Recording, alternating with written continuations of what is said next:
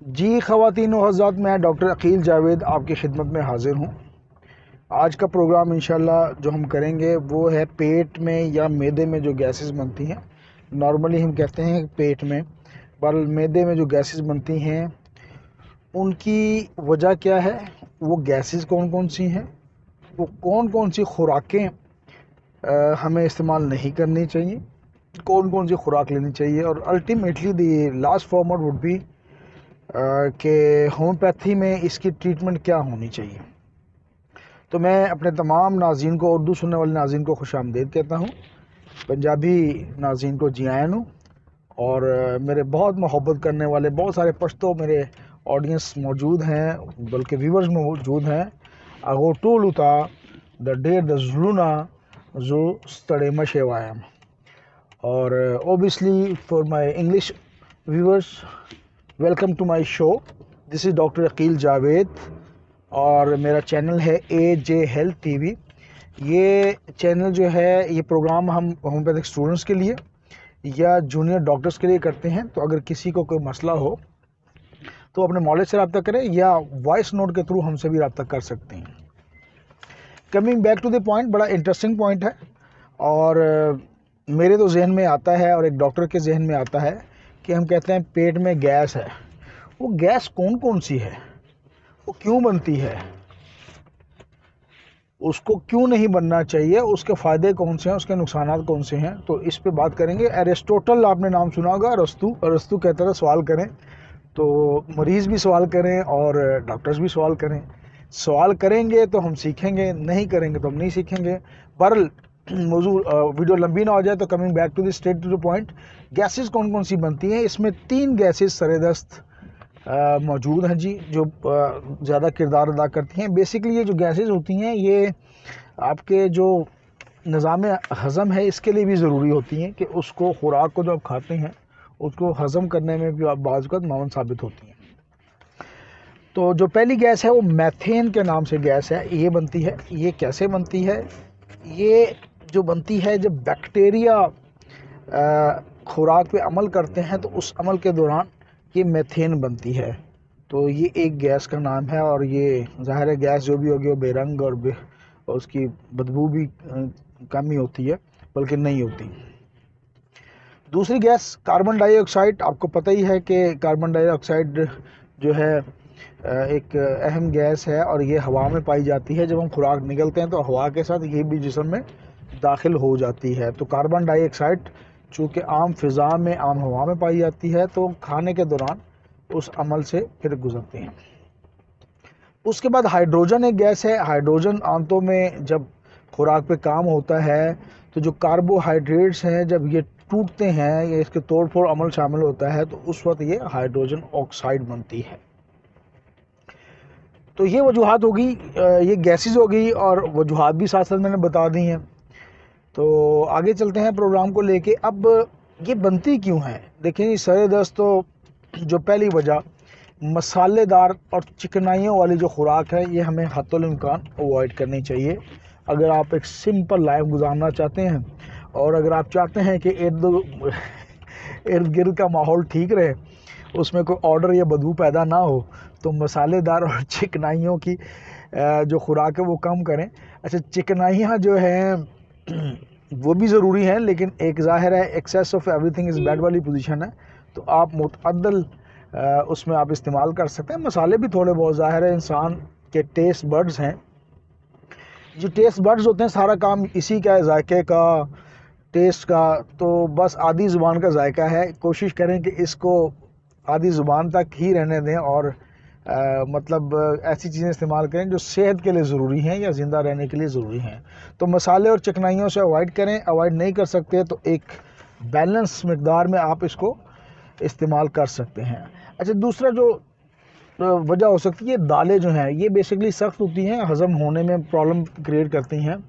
तो ये जो ज़्यादा दालों वाली और फाइबर बेस्ड चीज़ें होती हैं, ये बाज़ औक़ात निज़ाम हज़ाम में को बड़ा काम करना पड़ता है इसके ऊपर, और हाजमे के मसले मसाइल पैदा होते हैं। तो इससे भी आप अवॉइड करें। दूसरा, मैं अपनी मिसाल देता हूँ। मैं भी खाना बहुत जल्द खाने का आदी हूँ, यानी खाने को मैं चबा चबा के नहीं खाता और बस निगलने की कोशिश करता हूँ, तो ये भी एक रीज़न हो सकती है। तो खाने को आराम से तसल्ली के साथ चबा चबा के खाएं। देखिए निज़ाम का जो सिलसिला है वो मुंह से, दांतों से या ज़ुबान से स्टार्ट होके जो आपका मैकद है या एनस है वहाँ पे जाके ख़त्म होता है। तो जो काम मैदे ने करना है आप दांतों से कर लें, ताकि मैदे को कम उस पर काम करना पड़े। तो दांतों से चबा चबा के खाएं। कुछ लोगों को लैक्टोज इंटॉलरेंस होती है। लैक्टोज आपको पता है ये दूध में पाया जाता है।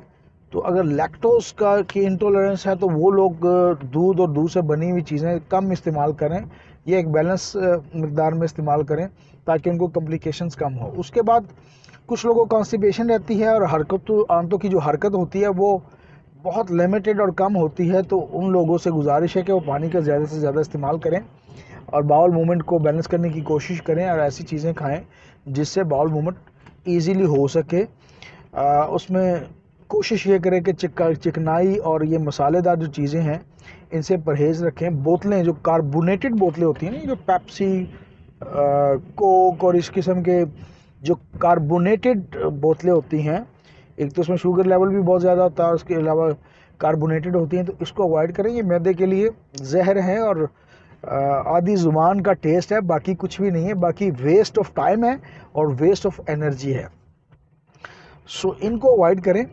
उसके अलावा हल्की ग़िज़ाएँ, सब्ज़ी वगैरह इस्तेमाल करें। सब्ज़ी जो है वो किसी किस्म की कोई सब्ज़ी हो, वो जल्दी हज़म होने में और मैदा उस पर कम काम करता है। तो ओबियसली थोड़ी बहुत वर्जिश साथ चलनी चाहिए 10-15 मिनट की। वैसे तो रिकमेंडेशन है कि आप वॉक करें 40 मिनट्स तक। अगर आपके पास टाइम नहीं है तो 10-15 मिनट की हल्की फुल्की वर्जिश या योगा, इस किस्म की थेरेपी करने से आपका मैदा बड़ा सेट रहेगा। तो ये वो छोटी छोटी वो हैं मतलब एहतियातें हैं जो अगर आप करते हैं तो आपका मैदा डिस्टर्ब नहीं होगा। इसके अलावा अपनी खुराक में दलिया ज़रूर इस्तेमाल करें, दही ज़रूर इस्तेमाल करें। ताज़ा फल, जो भी मौसमी फल हो उसको ज़रूर इस्तेमाल करें। लेकिन अगर आप डायबिटिक है तो आपने अंगूर, केला, आम और ये जो मेलन फैमिली है, खरबूजा वगैरह, ये इस्तेमाल नहीं करना, क्योंकि इसका जो ग्लाइसेमिक इंडेक्स है, ये इसमें जो मिठास है, ये शुगर कंटेंट्स है, ये बहुत ज़्यादा पाए जाते हैं। तो वैसे भी अगर आप वेट कॉन्शियस है और आपने वेट रिड्यूस करना है तो ये चीज़ें अपनी खुराक से निकाल दें। मैं रिपीट कर देता हूँ, I am talking about the grapes, mangoes, the melon family, जिसमें ये खरबूजा और तरबूज शामिल हैं, and one thing I am forgetting, the banana, जो केला है। तो इसको अपने खुराक से निकालें, आपका वज़न वैसे ही इंशाल्लाह ताला को 2-4 kg कम हो जाएगा। तो ये चीज़ें करें। इसके अलावा करना क्या है, अदरक की चाय, कहवा वगैरह का बेदरेग इस्तेमाल करें। पुदीना का कहवा भी ले सकते हैं, बड़ा बेहतरीन है। सौंफ और अजवाइन को वैसे ही मुंह में डाल के कभी कभी चबा लिया करें। तो ये चीज़ें करने से अगर आपको गैस भी है और पेट ख़राब है, पेट में बड़े मसले होते हैं, आवाज़ें भी आती हैं, फिर और बड़े जगहों से आवाज़ें आती हैं, तो मेरी ये वीडियो देखें और उस पर अमल करें इंशाल्लाह ताला। आई एम 100% बिलीवर और मेरी प्रैक्टिस में शामिल है कि ये चीज़ें मैं ये एहतियातें करवाता हूँ। जो गैस्ट्रिक पेशेंट मेरे पास आते हैं वो ठीक होके जाते हैं। अब आते हैं, फिर भी अगर आप बाज नहीं आते तो ज़ाहिर है हमने भी जीना है, एक डॉक्टर ने भी जीना है, उसका भी एक रोज़गार है। तो फिर मैं आपको होम्योपैथिक मेडिसिन दूंगा, लेकिन अगर मैं दूंगा तो जाहिर है मेरी कंसल्टेंसी और मेरी फ़ीस उसमें शामिल होगी, क्योंकि मेरा ओढ़ना बिछोड़ना भी ऑलमोस्ट होम्योपैथी है, तो मैंने भी जीना है। तो पहले तो मैं आपको एहतियातें बता दी ताकि आप इस मसले के शिकार ही ना हो। लेकिन फिर भी अगर आप इस मसले के शिकार होते हैं और ऐसी कंडीशन हो कि आपके पेट में गैस महसूस हो और वो गैस ऊपर कोटती हुई महसूस हो, जिसको कहते हैं ना कलेजा भारी भारी हो गया, और ये जो एसोफेगस है इसमें गैसेस बन रहे हैं, तो फिर एक मेडिसिन है जो कि पौधों से बनती है और उसको हम कार्बोविज कहते हैं, एक प्लांट है उससे बनती है। तो ये इस्तेमाल करें। 30 में आप इसको TDS करें, 5 से 7 कतरे ओरल ले लें या फिर 8 से 12 कतरे थोड़े से पानी में ले लें ताकि उसका जायका आपको महसूस ना हो। सुबह दोपहर शाम आप इसको इस्तेमाल करें, इंशाल्लाह अल्लाह के हुक्म से आपको शिफा मिलेगी। और जब आपको शिफा मिले तो हमें दुआ में याद रखें। उसके बाद अगर आप मसालेदार चीज़ें इस्तेमाल करते हैं, कढ़ाई के शौकीन हैं, बैठने के शौकीन हैं, कोई वर्जिश नहीं है, 8-8 घंटे बैठ के काम करते हैं, और खुदा न खास्ता सिगरेट नोशी, शराब नोशी या इवन आप चरसी हैं, मैं जस्ट जोकिंग, आप नहीं, आपसे मुराद कि अगर पेशेंट चर्सी है तो उसके लिए नक्स स्वामिका बहुत अच्छी मेडिसिन है। नक्स 30 में अच्छा काम करेगी, लेकिन 200 में और हाई पोटेंसी में भी बाजुकात अगर केसेस बनाना है तो बहुत अच्छा काम करती है। दवा उसी तरह लेनी है, सुबह दोपहर शाम 5 से 7 कतरे ओरल से मुराद के आप जुबान पे ले लें, या थोड़े से पानी में 8 से 12 कतरे ले लें, एक ही जैसी एफिकेसी आएगी। तो नक्स स्वामिका को जहन में रखें। उसके बाद एक बहुत अच्छी मेडिसिन लाइकोपोडियम। अच्छा, लाइकोपोडियम का जो मरीज़ होगा ना ओवरऑल, उसके मैदे के मसले तो होंगे और मैदे में गड़गड़ाहट, गुड़गुड़ की आवाज़ भी आएगी, लेकिन इसकी जो गैसेज हैं ये शाम के वक्त 4-5 बजे के करीब बढ़ जाती हैं। तो लाइकोपोडियम को इसी तरह आपने याद रखना है कि जब इसके मरीज़ में गैसेस का फ्लो जो है शाम 4-5 बजे ज़्यादा बढ़ेगा तो वो लाइकोपोडियम का मरीज़ होगा। और लाइकोपोडियम के मरीज़ की जो हवा खारिज होती है वो नीचे की तरफ होती है। जैसे कार्बोवेज ऊपर की तरफ रुझान है, इस तरह लाइकोपोडियम नीचे की तरफ रुझान है। तो इसको आप 30 में यूज़ करें, बहुत इफेक्टिव मेडिसिन है, लीवर पे भी अच्छा काम करती है। लाइको भी एक प्लांट किंगडम से है, पौधों से बनने वाली मेडिसिन है, कोई बैड इफ़ेक्ट्स नहीं है, आपको इसको इस्तेमाल करनी ही चाहिए। उसके बाद एक मेडिसिन है चाइना। ये चाइना चीन वाला नहीं है, ये ये एक मेडिसिन है, होम्योपैथिक मेडिसिन है। तो इसको आपने इस तरह याद रखना है कि चीन वाली मेडिसिन। तो मैं इसको इस तरह याद रखता हूँ कि चैन वाली मेडिसिन, चैन यानी कि सुकून वाली मेडिसिन। तो चाइना मैं डिस्प्ले कर देता हूँ आपके स्क्रीन पर। इसको याद रखें, जब सारे पेट में गैस हो और कमज़ोरी और नकाहत महसूस हो, चाइना में कमज़ोरी एक वाइटल सिम्टम होती है, तो चाइना इस्तेमाल करें। तो दुआ में याद रखें, AJ हेल्थ TV को सब्सक्राइब कर दें ताकि ऐसे प्रोग्राम आपको मिलते रहें। और मैं कोशिश कर रहा होता हूँ कि थोड़ा सा प्रोग्राम के साथ फ़न भी साथ चल रहा हो ताकि आप बोर ना हो, और ये मेडिकल का जो सूखा सा सब्जेक्ट है आपको सुनने में मज़ा आया। और मैं उन नाज़रीन का शुक्रिया अदा करता हूँ जो मुझे बहुत पसंद करते हैं, मुझे बहुत सारे मैसेजेस भेजते हैं, उनके मैसेज मेरे लिए हौसला अफजाई का बायस होते हैं।